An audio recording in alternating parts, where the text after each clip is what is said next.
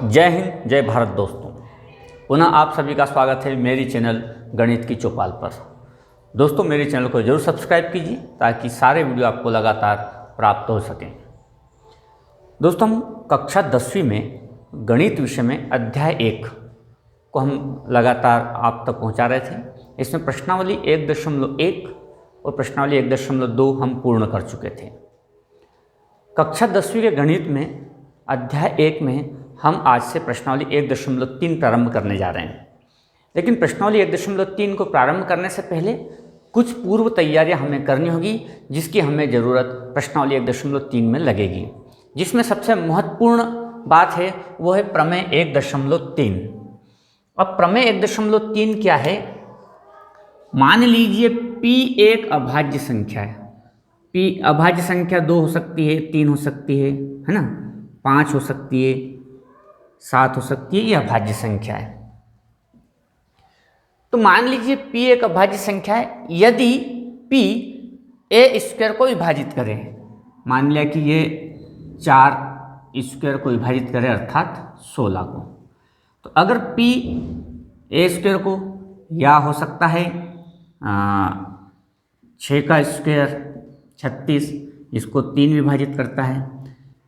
तो यदि P a² को विभाजित करती है तो P a को भी विभाजित करेगी। तो फिर जो P है वो a मतलब 4 को भी विभाजित करेगी, मतलब P a मतलब 6 को भी विभाजित करेगी। सीधा सा ये है कि अगर कोई अभाज्य संख्या किसी संख्या के वर्ग को विभाजित करती है तो वो अभाज्य संख्या उस आधार संख्या को भी विभाजित करेगी। इसके लिए ये अभाज्य संख्या होना जरूरी है। यहाँ किसी संख्या की बात नहीं हो रही, केवल अभाज्य संख्या। अब यहाँ पर हम देखते हैं, जैसे कि 5 का वर्ग अर्थात 25 को विभाजित करता है तो वो 5 को भी विभाजित करेगा। तो यदि कोई अभाज्य संख्या किसी संख्या की घात 2 वर्ग को विभाजित करता है तो उसकी आधार संख्या को भी वो विभाजित करेगा। ये एक महत्वपूर्ण कथन है जिसका उपयोग हम प्रश्नावली 1.3 में करेंगे। तो इस प्रमेय के कथन को आप बहुत अच्छे से समझिए, पढ़ लीजिए। और आपको और कुछ एग्जाम्पल देखना है, जैसे कि मान लो 2 एक अभाज्य संख्या है जो कि 8 की घात 2 अर्थात 64 को विभाजित करती है। तो ये अगर 2 इसको विभाजित करता है तो 2 इसके आधार नंबर मतलब 8 को भी विभाजित करेगा। और उसके लिए ज़रूरी है कि ये जो 2 है, जो P है, इसका अभाज्य संख्या होना जरूरी है। आइए इसी के आधार पर हम हल करेंगे प्रश्नावली 1.3। आइए दोस्तों, प्रश्नावली 1.3 का पहला प्रश्न है, सिद्ध कीजिए कि √5 या वर्गमूल 5 एक अपरिमेय संख्या है। तो हम यहाँ पर इसके विपरीत मान करके चलते हैं। हमने माना कि वर्गमूल 5 एक परिमेय संख्या है।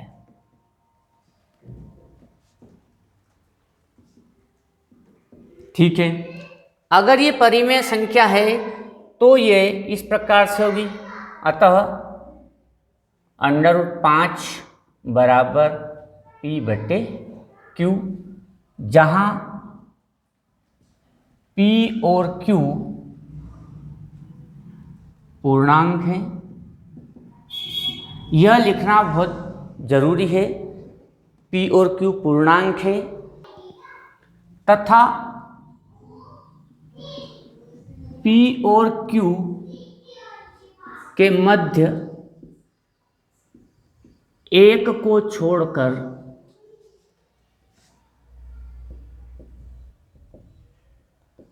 अन्य कोई उभयनिष्ठ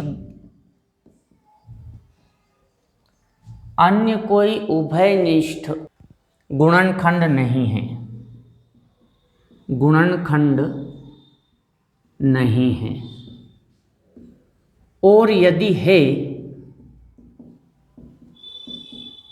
और यदि उभयनिष्ठ गुणनखंड है तो उसे हम हल कर देंगे।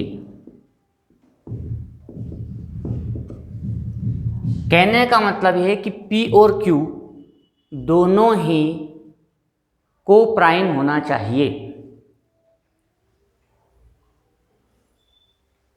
जिसको हम बोलते हैं सह अभाज्य। अगर इन दोनों में कोई उभयनिष्ठ गुणनखंड है, अगर ये भी 2 से कट रहा है, ये भी 2 से कट रहा है, तो हम उसको 2 से हल कर देंगे। P और Q इन दोनों में कोई उभयनिष्ठ गुणनखंड नहीं होना चाहिए। यही लाइन सबसे महत्वपूर्ण है, यही लाइन हमारा पूरा हल प्रदान करती है। इसलिए इस लाइन को लिखना और समझना बहुत ज़्यादा जरूरी है कि हमने अगर मान लिया कि √5 या वर्गमूल 5 एक परिमेय संख्या है, तो परिमेय होने पर ये P/Q प्रकार की होगी, जहाँ पर P और Q पूर्णांक होना चाहिए। इसके बाद P और Q सह अभाज्य, अर्थात ये कटना नहीं चाहिए, संख्याएं हल नहीं होनी चाहिए। और अगर हल हो रही है तो हम उसको पहले गुणनखंड को उसके हटा देंगे। जैसे कि समझना 4/6 इनमें गुणनखंड 2 है, 4 में भी और 6 में भी, तो हम इसको 2 दूनी 4, 2 तिया 6, तो अब आपको मिला 2/3। अब 2/3 मतलब 2 और 3 दोनों में एक के अलावा और कोई गुणनखंड नहीं है, और अगर है तो फिर हम उसको हल कर देंगे। हम ये कहें कि उसको सरलतम रूप में आपको लिखना है। तो यहाँ पर भी अगर ये √5 P/Q, P और Q में कोई उभयनिष्ठ गुणनखंड है, तो उसे हम पहले हल कर देंगे यदि है तो। इस प्रकार हल करने पर अब P और Q को हमने हल किया, तो ये मिलेगा हमें A/B बराबर वर्गमूल 5, क्योंकि ये दोनों हमने कहा कि इनमें से जहां A तथा B पूर्णांक व सह अभाज्य संख्या है।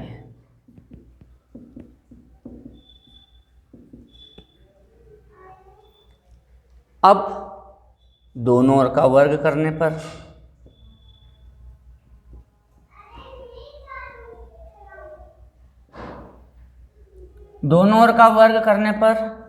ये हो गया A⁴ बटे B⁴ बराबर 5, अर्थात A⁴ बराबर 5 B⁴ समीकरण 1। अब दोस्तों आप यहाँ पर देखेंगे A⁴ बराबर 5 गुणित समथिंग, इसका मतलब है A⁴ 5 से विभाजित है। कोई भी संख्या को अगर हम 5 गुणित पूर्णांक के रूप में अगर लिख पाते हैं, तो इसका मतलब है वो संख्या 5 से विभाजित है। जैसे कि मान लिया कि आप 6⁵2 को आप 2 गुणित 18 लिख सकते हैं। 6⁵2 को, इसका मतलब क्यों लिख पाया, क्योंकि ये 2 से विभाजित है। अगर ये 2 से विभाजित नहीं होगी तो आप इस प्रकार से नहीं लिख सकते। यहाँ पर भी यही हो रहा है कि A⁴ बराबर 5 गुणित कोई पूर्णांक लिखते हैं, तो इसका मतलब है कि A⁴ 5 से विभाजित है। तो हम यहाँ लिखेंगे, यहाँ स्पष्ट है कि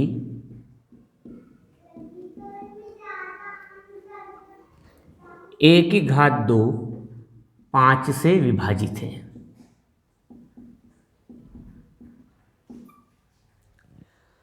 अब ये P है, और अगर P से A⁴ विभाजित होती है तो A भी विभाजित होगा। ये इसके पहले हमने प्रमेय में समझा था। इसके पहले वाली प्रमेय में यही समझा था कि अगर किसी अभाज्य संख्या से कोई संख्या का वर्ग विभाजित होता है तो उस संख्या की आधार संख्या विभाजित होती है। अतः A भी 5 से विभाजित होगा। अतः A भी 5 से विभाजित होगा।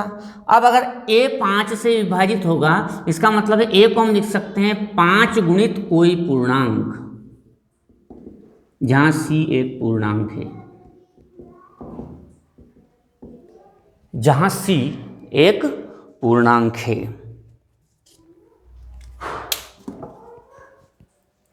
अब उपरोक्त मान समीकरण 1 में रखने पर A का मान समीकरण 1 में रखने पर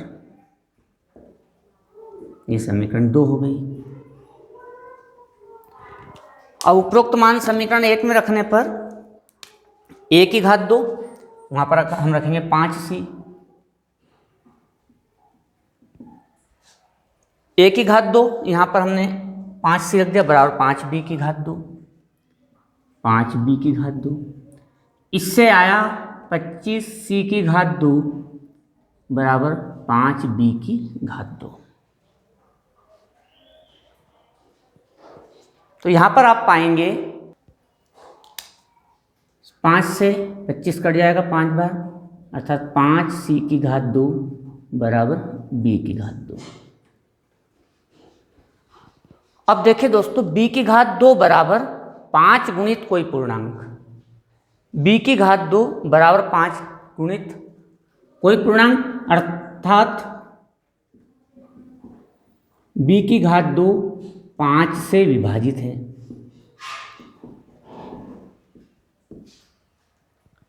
और किसी संख्या का वर्ग किसी अभाज्य संख्या से विभाजित हो तो उसकी आधार संख्या भी अभाज्य संख्या से विभाजित होगी। यदि कोई p एक अभाज्य संख्या है जिससे किसी संख्या का वर्ग अगर विभाजित है तो उसकी आधार संख्या भी उस अभाज्य संख्या से विभाजित होगी। यह हमने प्रमेय में पढ़ा। अर्थात b भी 5 से विभाजित होगा।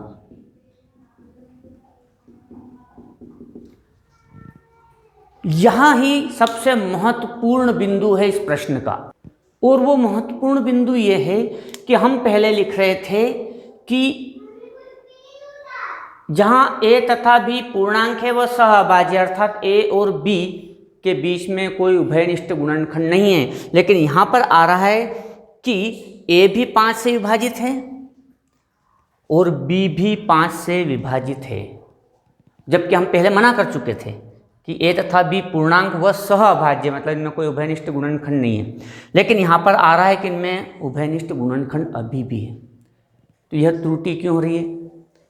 यह त्रुटि क्यों हो रही है? तो यह त्रुटि इसलिए हो रही है क्योंकि हमारा जो मानना है वो त्रुटिपूर्ण है। और क्या मानना त्रुटिपूर्ण है? कि वर्गमूल 5 एक परिमेय संख्या है, यह हमारा मानना त्रुटिपूर्ण है। और वर्गमूल 5 एक वास्तविक संख्या है, वास्तविक संख्या है और वो परिमेय नहीं है, तो फिर क्या है? वो अपरिमेय। तो हमको यहाँ आगे लिखना होगा, यहाँ a तथा b के बीच उभयनिष्ठ गुणनखंड 5 है।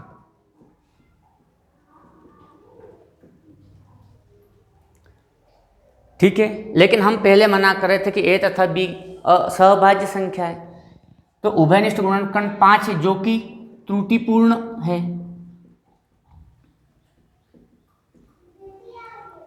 और अगर ये त्रुटिपूर्ण है तो क्यों है? क्योंकि हमारा जो मानना कि वर्गमूल 5 एक परिमेय संख्या है वो त्रुटिपूर्ण है, इसलिए ये यहाँ पर आ करके हमारा हल भी त्रुटिपूर्ण हो जाता है। तो हमारा यह मानना वर्गमूल 5 एक परिमेय संख्या है त्रुटिपूर्ण है। अतः वर्गमूल 5 एक अपरिमेय संख्या है। बस सबसे महत्वपूर्ण लाइन यही है कि a और b को आपको बताना है कि यह सहभाज्य संख्या है, मतलब इसमें उभयनिष्ठ गुणनखंड नहीं है। इसीलिए बाद में हमारे पास गुणनखंड आ जाते हैं। पहले हम मना कर रहे हैं कि अगर हो तो हम हटा चुके हैं। हम यहाँ पहले लिख चुके हैं p बटे q को हम नहीं माना था कि इसमें उभयनिष्ठ गुणनखंड है तो उनको हमने हटाया, तब जाके हमने लिखा a बटे b और लिखा कि यह सहभाज्य।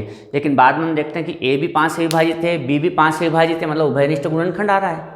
क्यों आ रहा है? क्योंकि कहीं ना कहीं त्रुटिपूर्ण कार्य हुआ है। अब त्रुटिपूर्ण कार्य क्यों हो रहा है? क्योंकि हमारा जो मानना है वो ही त्रुटिपूर्ण है, परिमेय संख्या है ये त्रुटिपूर्ण है, अर्थात वर्गमूल 5 एक अपरिमेय संख्या है। एक और सवाल को हल करते हैं। हम उदाहरण से सवाल को लेते हैं। प्रमेय 1.4 जो आपके उदाहरण में है, सिद्ध कीजिए कि वर्गमूल 2 एक अपरिमेय संख्या है। तो हम इसका विपरीत मानते हैं कि माना कि वर्गमूल 2 एक परिमेय संख्या है। अब ये परिमेय संख्या है तो p/q प्रकार की होगी, इसलिए हमने लिख दिया कि वर्गमूल 2 बराबर p/q, जहाँ p और q पूर्णांक है तथा p और q के मध्य कोई उभयनिष्ठ गुणनखंड है। मान लो कोई उभयनिष्ठ गुणनखंड है तो हम उसको हल कर लेंगे। तो हमने p और q को हल किया तो यहाँ पे जो मिला वो मिल गया हमको a और b। तो हल करने के बाद हमने फिर लिख दिया इसको कि यहाँ पर वर्गमूल 2 बराबर a/b, जहाँ a और b के मध्य एक को छोड़कर कोई उभयनिष्ठ गुणनखंड नहीं है, अर्थात ये अपने सरलतम रूप में है। अब दोनों ओर का वर्ग करने पर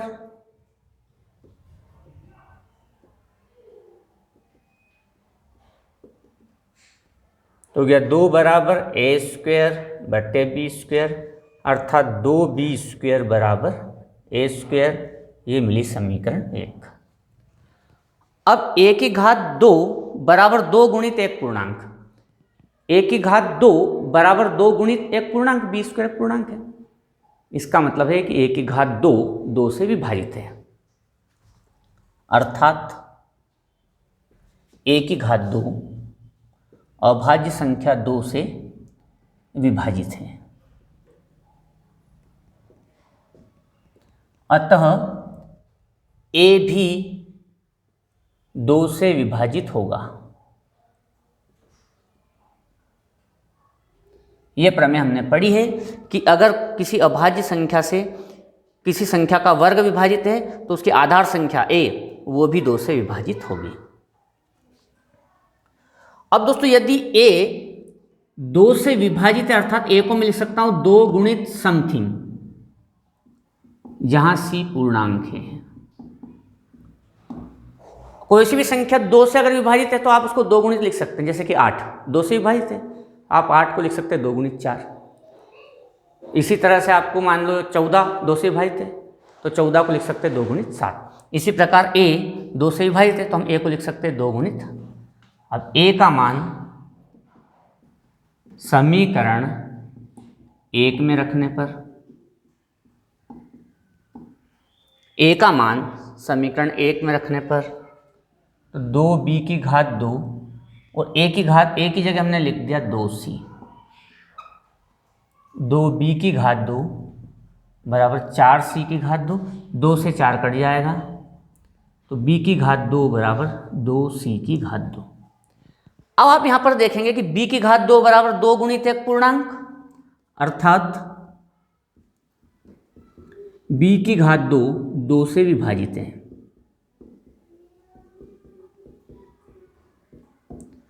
अब b की घात 2 अगर 2 से विभाजित है तो b भी 2 से विभाजित होगा।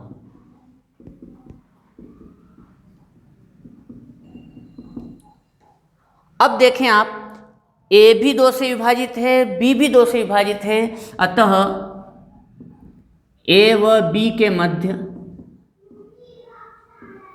2 एक उभयनिष्ठ गुणनखंड है।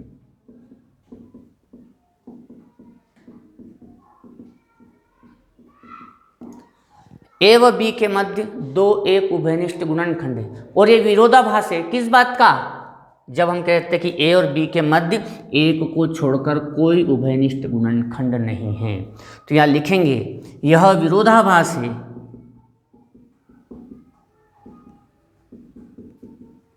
कि a व b के मध्य एक को छोड़कर कोई उभयनिष्ठ गुणनखंड नहीं है।